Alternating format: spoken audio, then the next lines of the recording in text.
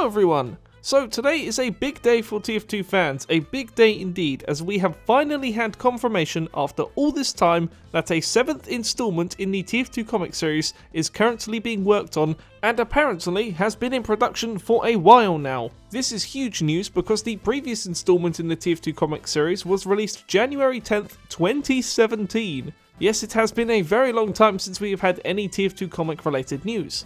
Now, I'm going to assume the majority of you haven't even read or maybe not even heard of the TF2 Comics because most of you are relatively new players statistically. However, as a brief rundown, there are lots of online official TF2 Comics that can be found on the TF2 website. These comics range in everything from expanding the lore of the universe of TF2, to fleshing out some of the characters and expanding upon their personalities, to an ongoing 6-part saga of which a 7th issue was promised a while ago but was never released, and this is what we are talking about today. So how we as a community came about this confirmation of the 7th installment in the comic was actually from a fan project. Lots of members in the TF2 community were annoyed that there was no content in terms of comics coming anytime soon and therefore banded together to make their own 7th installment in the series. One of the people involved in this fan-made project ended up emailing Jay Pinkerton, one of the co-writers of many of your favourite Valve games. The email sent was asking about what the remnants of the 7th installment in the comic could have been and as to whether Jay Pinkerton would like to join their team. Jay actually responded by saying that he was really impressed by the idea of the community project and also informed us that the team that had been working on the 7th installment in the comic series had apparently been working on it for a while. He then provided some sneaky peeky screenshots of one of the first panels of the comic and a script to go along with it. So with that explained, this is the script for the first few pages of the new comic. Quote, Desert Prison Intro, Present Day, 1978. Panel 1, Exit, New Mexico Desert, Day. A desolate, sun-baked New Mexico vista. In the background, a flat-topped mesa and stray tufts of cloud. In the foreground, a single skeleton hand, half buried in the sand. Title, 6 Years Later. Panel 2. We pull back to reveal a skeleton, half buried from years of wind-blown sand. The skeleton looks like it was crawling away from something. It lifts its single skeleton hand out to nothing. Vultures lurk. Let's try as best as we can to mirror the position of the body and the vultures from the opening of issue 6, so it's clear that we're installating that this is Miss Pauline. Panel 3. We pull back further to reveal a row of 9 skeletons trailing behind the first skeleton, also looking as if they were crawling away from something. More vultures lurk. Panel 3. Over. Sound effects. Blam. All vultures scatter, but one at the shot. Wow, that was, quite something. And here's the image to accompany it.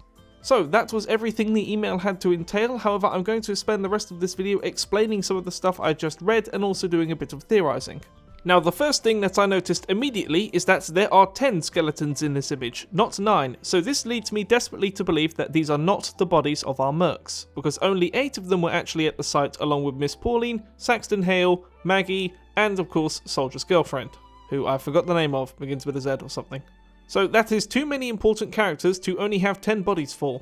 So, in order to explain who these bodies belong to, let's refer back to this line here. As in the 6th installment in the comic series, the panel opens with Miss Pauline lying face down in the desert. This scene was later revealed to be a dream she had whilst she was unconscious. And considering how they are trying to mirror that scene, this makes me think that the intro to the 7th comic will also begin with a dream sequence. Now you could argue that these are the bodies of the TF Classic mercs, however, 1, they all died in differing locations, 2, the engineer of the team, Fred, physically doesn't have any legs and therefore none of these skeletons can belong to him, and 3, well, like I said, it's mirroring the scene of the intro of the 6th comic, so I truly do believe this is some sort of dream sequence. If not a dream sequence, then another likely answer would be that the mercs are looking for some sort of cache of Australium or something, and they just happen to come across these suspiciously placed bodies. Now, the other thing that majorly stuck out to me was this, the title that says 6 Years Later. Now, this is interesting because it actively moves the present day date of TF2 up to 1978. And this is doubly interesting because 6 years ago, the administrator shortened her life down to just an hour.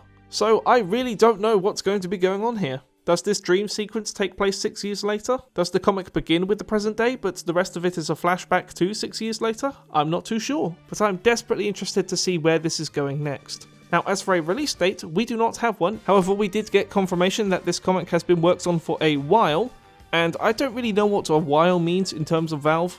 Considering how they abandoned the game for basically 6 years, a while to them could have been ever since 2017, or it could have just been a few months, I really don't know.